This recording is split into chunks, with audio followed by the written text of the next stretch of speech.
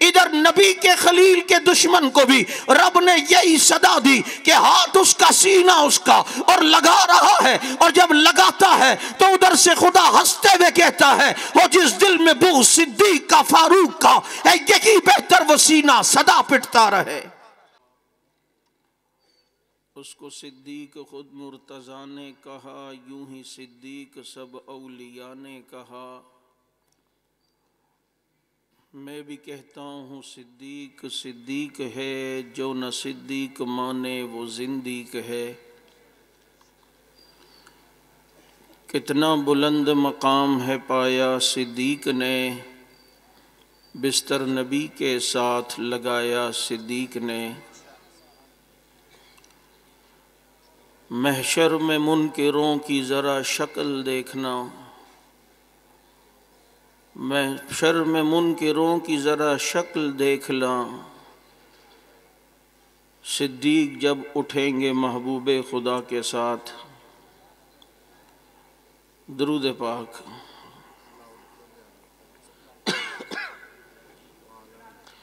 واجب الاحترام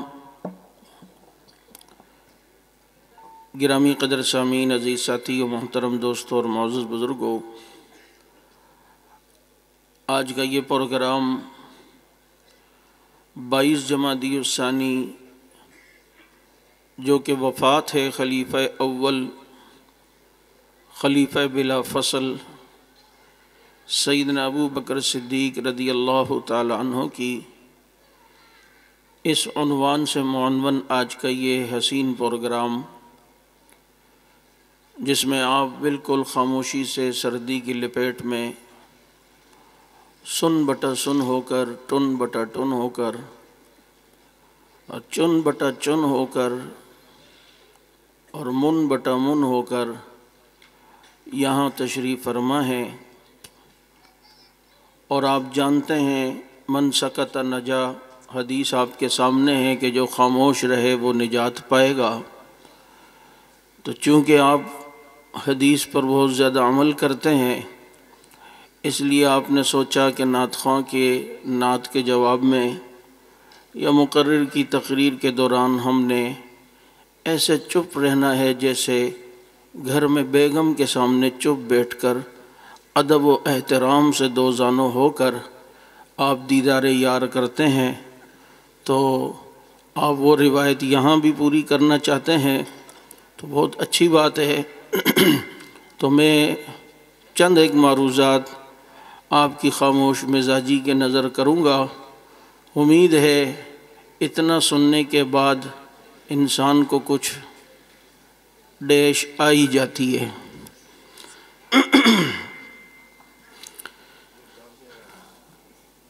اور اتنے سمجھدار ہیں کہ ابھی تک کسی ایک نے بھی سبحان اللہ ماشاءاللہ یا کچھ ماشاءاللہ ماشاءاللہ، کیا سمجھدار، کتنے سمجھدار، حبدار اور کتنے ہی ماشاءاللہ سمجھدار لوگ ہمیں ملے ہیں۔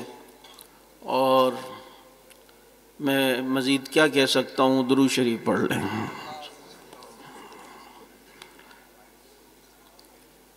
واجب الاحترام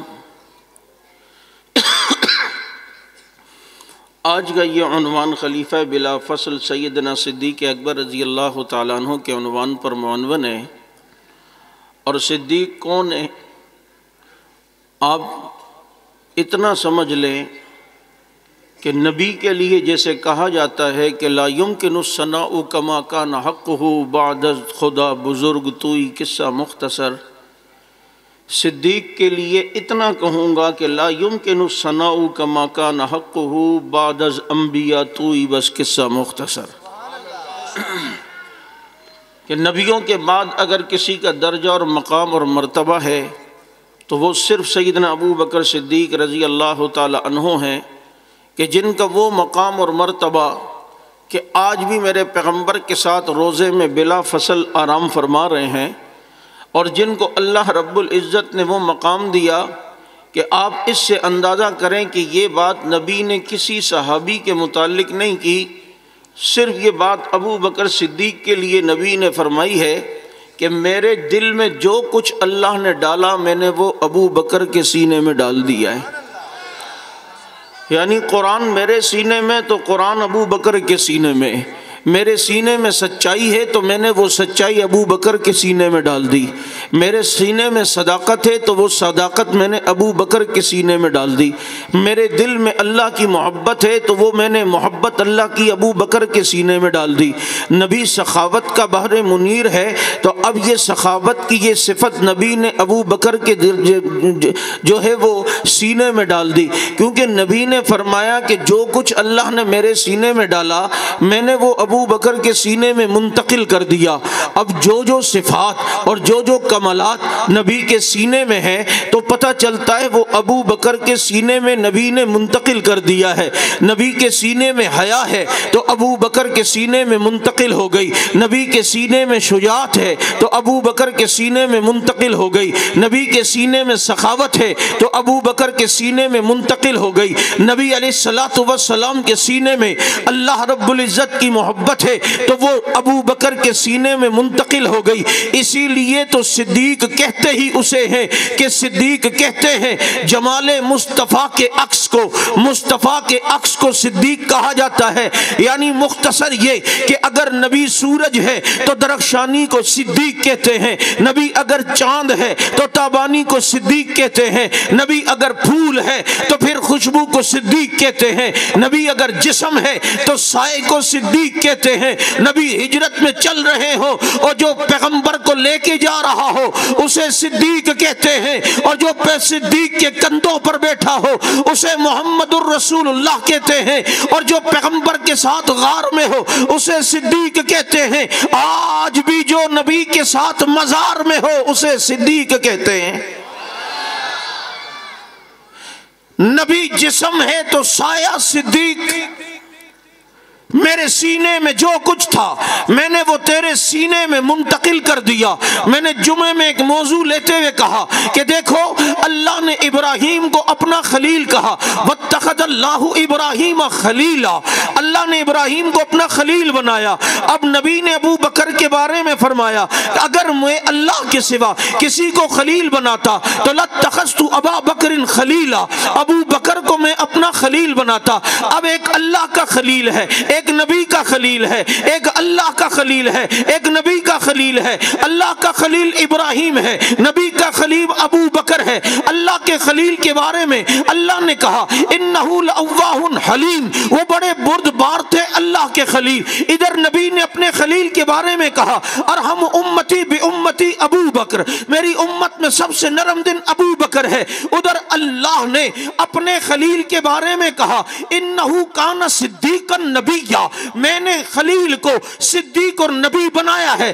ادھر اللہ کے نبی کے خلیل کے بارے میں نبی نے فرمایا اشہد انک صدیق حقا, اے صدیق تو سچا ہے. ادھر اللہ کے خلیل کو کہا مکہ میں اپنے بیوی بچوں کو چھوڑ کے چلا جا.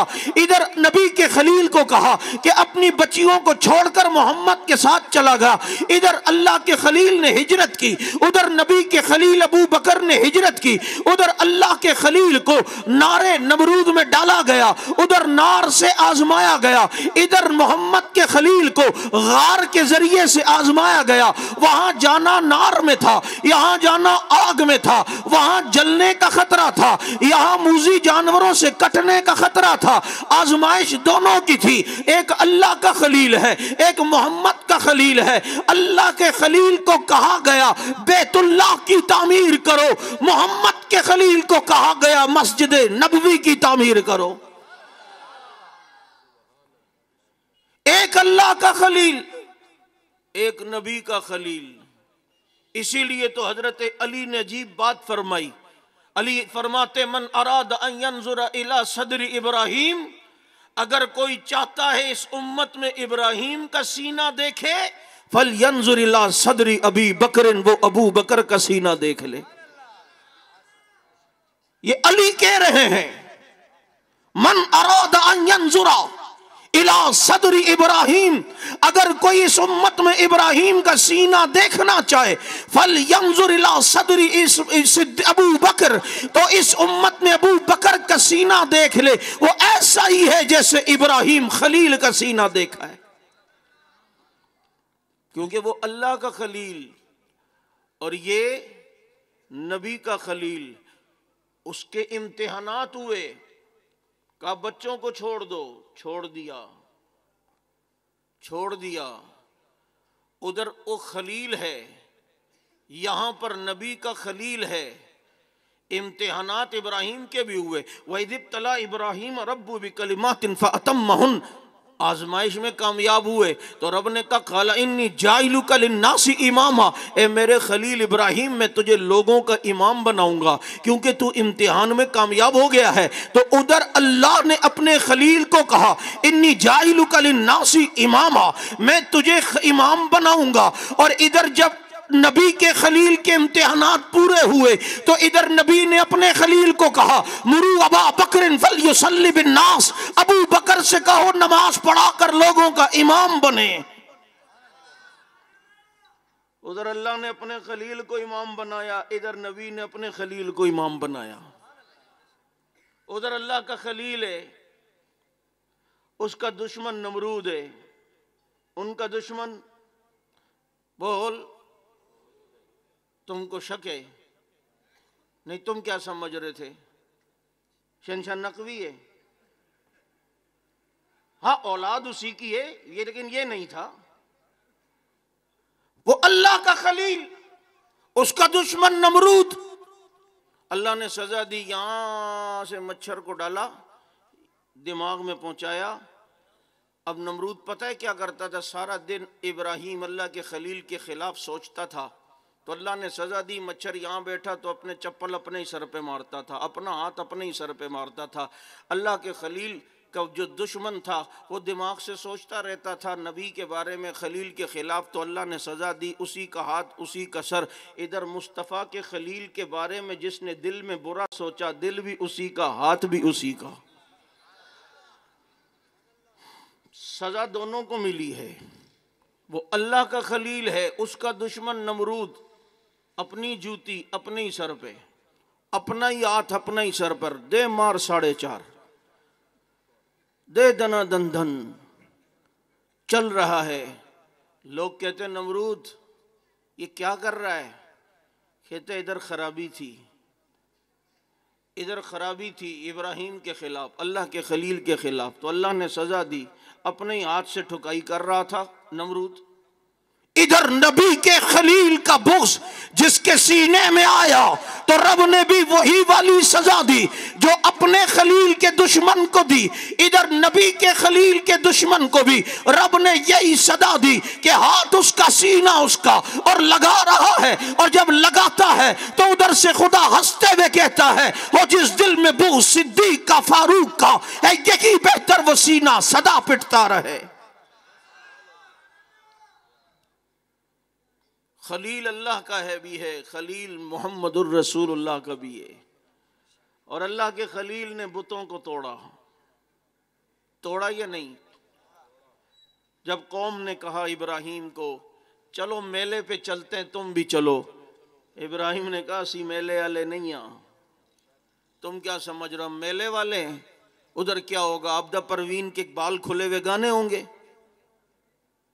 کتے اور ریچھ کی لڑائی ہوگی، ایرانی رکی سرکس ہوگی، مرغیوں کی لڑائیاں ہوں گی، اور وہ سارا ثواب آخر میں حضرت کو میلے میں۔ ابراہیم نے کہا میلے والے نہیں ہیں، تم جاؤ۔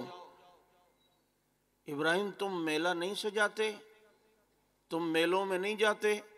کہا میلہ تو ہمارا بھی لگتا ہے، لیکن تمہارا میلہ کسی اور طرح ہے، پیچھے جو میلہ میں لگاؤں گا نبیوں کا میلہ ایسا ہوتا ہے،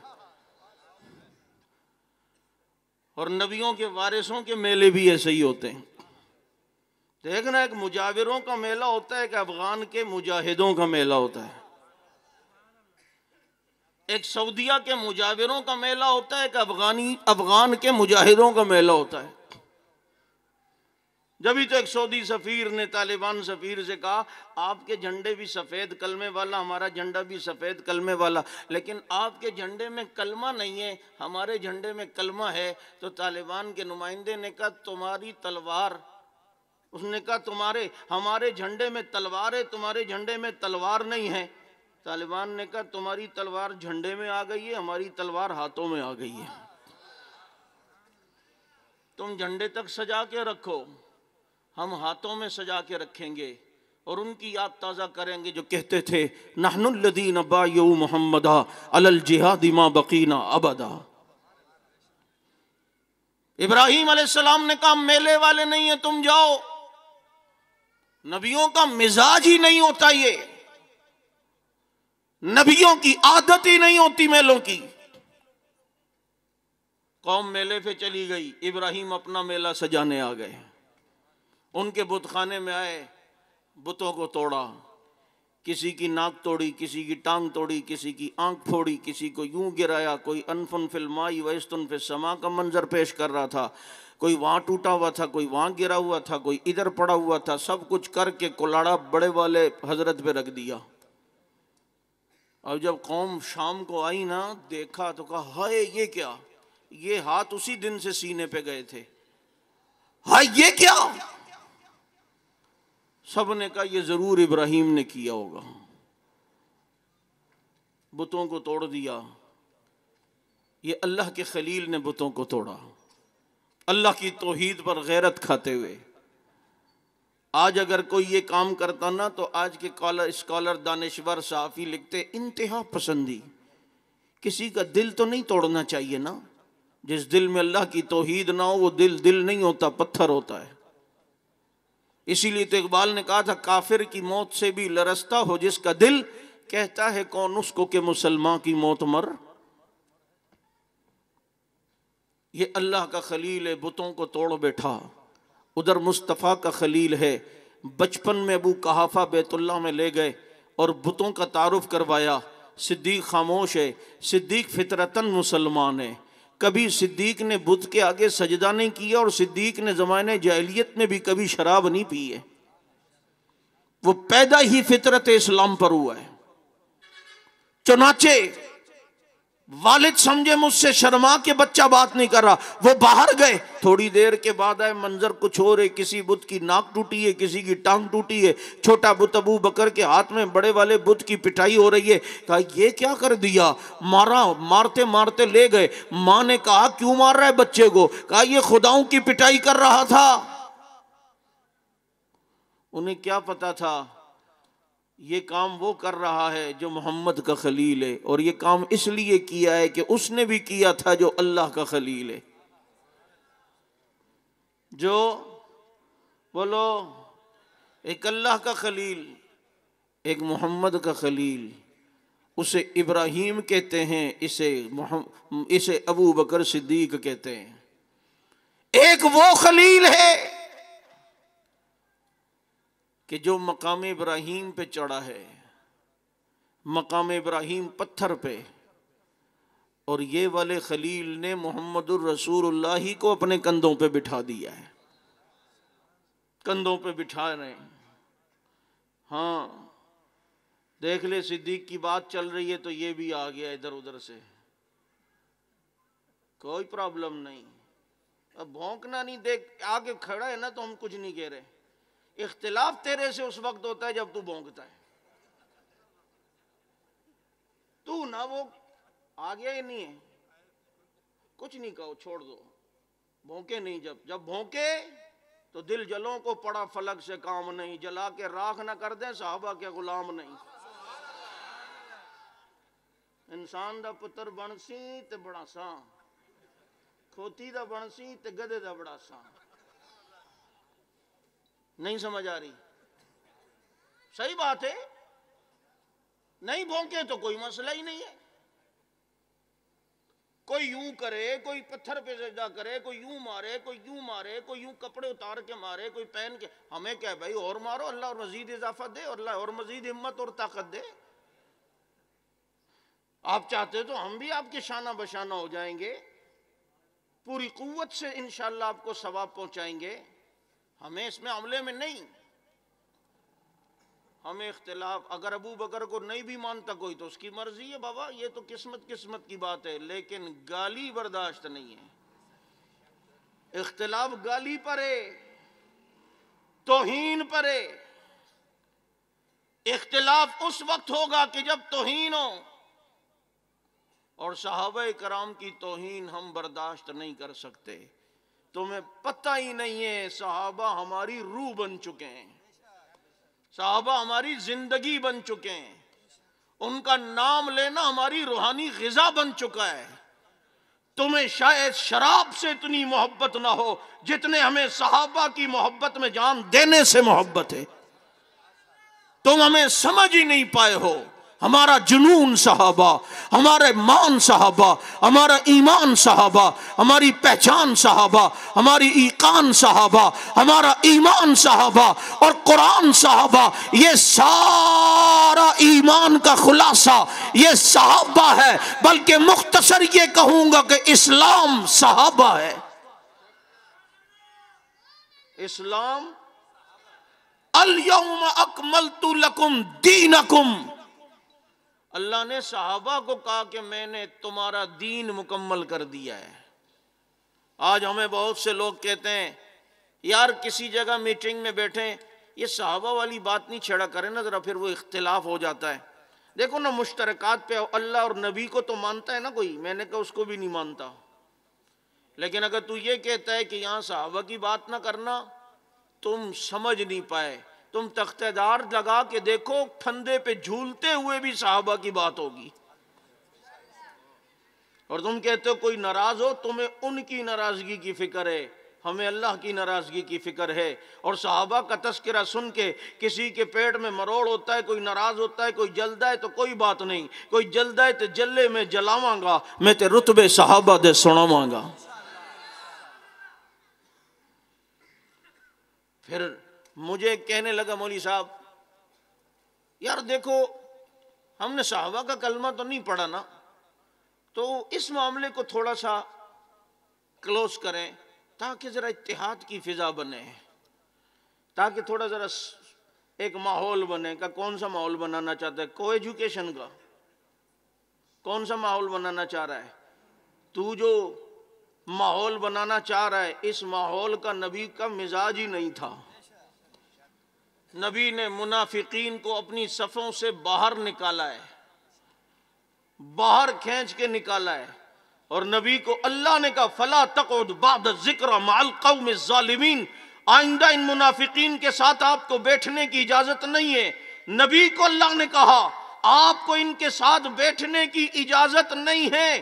توجہ، پھر نبی اس آیت کے بعد انہیں قریب بھی نہیں آنے دیتے تھے، اٹھا دیا، بھگا دیا، مسجد نبی سے نکلوا دیا، کیونکہ اللہ نے کہا تھا ان ظالموں کے ساتھ اب نہ بیٹھنا۔ تو پھر میری بات سمجھ، نبی جن کے ساتھ اس آیت کے بعد بھی بیٹھے تھے، پتہ چلتا ہے وہ ظالم نہیں تھے، وہ منافق نہیں تھے، وہ پکے مومن تھے۔ اگر یہ غلط ہوتے تو اللہ نے تو کہا ہے فَلَا تَقْعُدْ بَعْدَ الذِّكْرَ مَعَ الْقَوْمِ الظَّالِمِينَ، اس آیت کے آنے کے بعد اب ان منافقین کے ساتھ نہ بیٹھنا، ان ظالموں کے ساتھ نہ بیٹھنا۔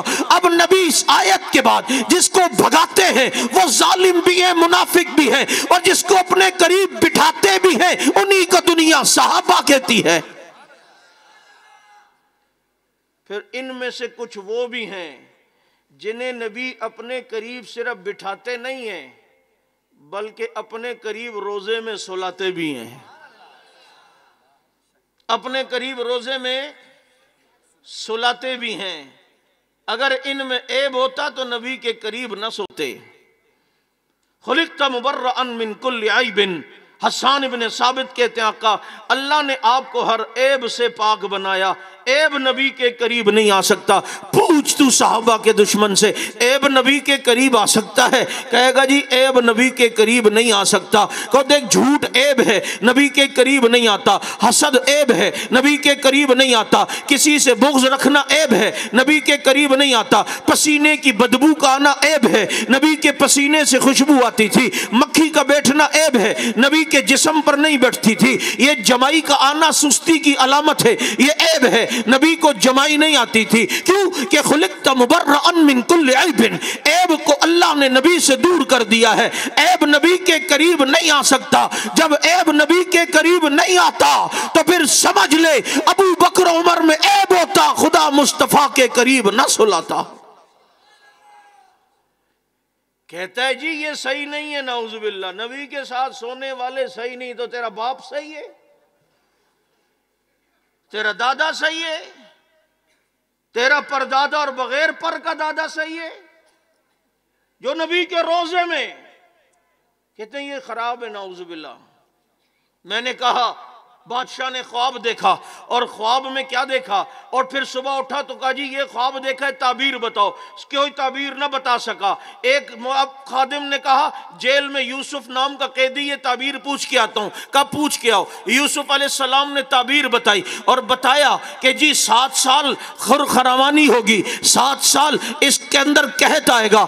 اب تمہیں یہ کرنا ہے کہ اس فروانی کے سال میں 7 سال خوب گندم اگاؤ، تاکہ یہ 7 سال کی اگی ہوئی گندم اس قحط کے زمانے میں کام آئے، ختم نہ ہو، فاقے ختم ہو جائیں گے۔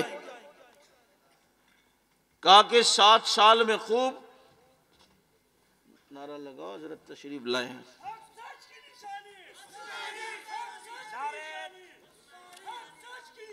نعرہ تکبیر، نعرہ تکبیر، شان رسالت، شان صحابہ، عظمت صحابہ، آواز صحابہ، للکار صحابہ، حق سچ کی نشانی، حق سچ کی نشانی، مرکزی رہنما اہل سنت والجماعت حضرت اقدس حضرت علامہ مولانا مسعود الرحمان عثمانی صاحب۔ کیا کہا؟ خواب دیکھا، یوسف علیہ السلام نے کہا 7 سال خوب گندم اگاؤ تاکہ بعد کے 7 سالوں میں کام آئے۔ جیل سے رہا ہو گئے۔ بادشاہ نے کہا یوسف بڑا اچھی تعبیر بتائی، اچھی تدبیر بتائی، لیکن 7 سال میں گندم خراب نہیں ہوگی، یہ 7 سال میں گندم خراب نہیں ہوگی۔ حضرت یوسف نے کہا اس کا حل بھی میرے پاس ہے، گندم کو خوشے میں رہنے دو، گندم جب تک خوشے میں رہے وہ صحیح رہتی ہے، وہ خراب نہیں ہوتی۔ پتہ چلا کہ گندم اگر خوشے میں ہو تو وہ صحیح رہتی ہے، اور ہمدم اگر نبی کے ساتھ روزے میں ہو خراب کیسے ہو؟ زمین میلی نہیں ہوتی، زمن میلا نہیں ہوتا، محمد کے صحابہ کا کفن میلا نہیں ہوتا۔ وہ تو صحابہ ہیں، ادھر غلامان صحابہ کا کفن بھی میلا نہیں ہوتا۔ 4 سال بعد مولانا شمس الرحمان معاویہ شہید کی قبر بیٹھی، ہمارے پنجاب کے صدر، جسم بھی سلامت، کفن بھی سلامت۔ پھر میں نے کہا زمین میلی نہیں ہوتی، زمن میلا نہیں ہوتا، صحابہ کے غلاموں کا کفن میلا نہیں ہوتا۔ یہ صحابہ کا دفاع کرنا اگر یہ صحیح کام نہ ہوتا، اور ان سوائے صحابہ والوں کا طریقہ کار بھی صحیح نہ ہوتا، تو ان کی قبروں سے کبھی خوشبوئیں نہ آتی۔ کام اچھا ہو، طریقہ کار اچھا نہ ہو۔ اب دیکھو نا، اذان کام اچھا ہے لیکن طریقہ کار غلط ہو تو اذان ٹھیک ہے؟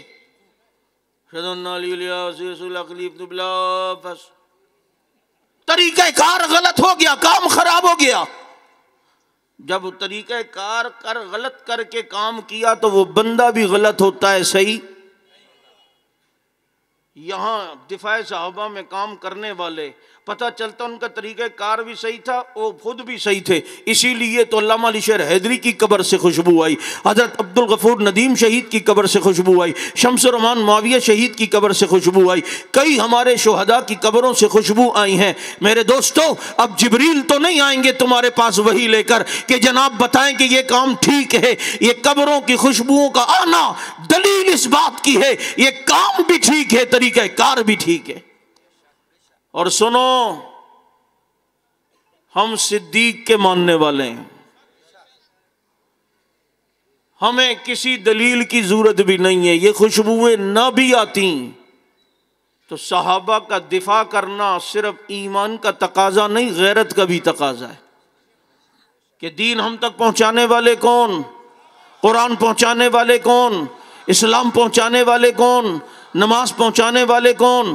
روزہ پہنچانے والے کون؟ جب سب کچھ ہم تک پہنچانے والے صحابہ ہیں تو ان کا ہم پر احسان ہے، پھر احسان کا تقاضا یہ ہے کہ جو احسان کرے اگر اس کی کوئی توہین کرے تو پھر اس توہین کرنے والے کے مقابلے میں یہ آنا اس احسان کرنے والے کے ساتھ ایک نیک سلوک کے مترادف ہوتا ہے۔ اس لیے آؤ عظمت اصحاب رسول کے لیے میدان عمل میں یہ کہتے ہوئے کود پڑو کہ فنا فی اللہ کی تہ میں بقا کا راز مضمر ہے، جسے مرنا نہیں آتا اسے جینا نہیں آتا۔